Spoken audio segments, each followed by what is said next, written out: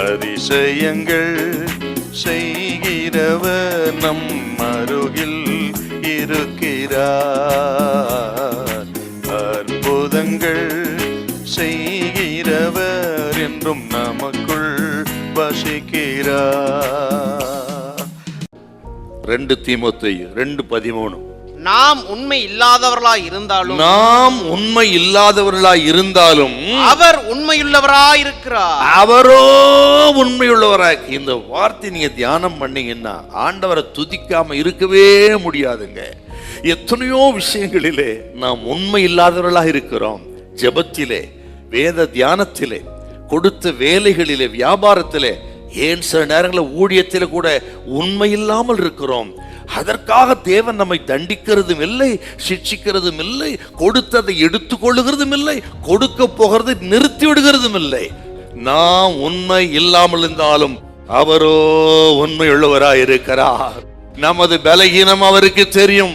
நம்மை மண் என்று நினைவு கூறுகிறார். இவன் மாம்சந்தானே என்று நினைத்து கொடுக்க வேண்டியதை அதே காலத்தில் கொடுத்து கொண்டே இருக்கிற தயாள பிரபு நமது அப்பன் இயேசு.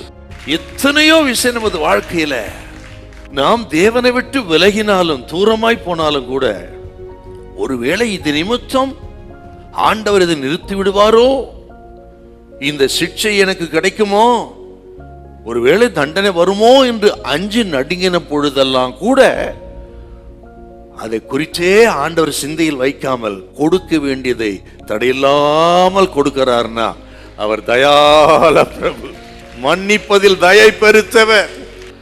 இவரீர் 11:10 ரொம்ப விசேஷமான வார்த்தைங்க. விசுவாசத்தினாலே சாரால் கர்த்தர் வாக்குதத்தத்தில் உண்மையுள்ளவர் என்று எண்ணி கர்ப்பம் அடைங்க பலன் அடைந்தால் அப்படின்னு வருதுங்க.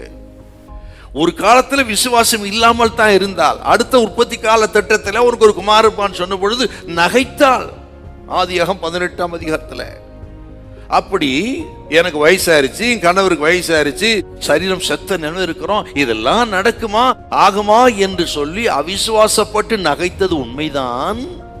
ஆனால் அவளுக்கு ஒரு விசுவாசம் என்னவென்றால், விசுவாசத்தினாலே சாரால் வாக்குதத்தம் பண்ணினவர் உண்மையுள்ளென்று எண்ணி கர்ப்பந்தரிக்க பலன் அடைந்தாள் என்று சொன்னால் வாக்குதத்தத்தை யோசிக்கிறார்.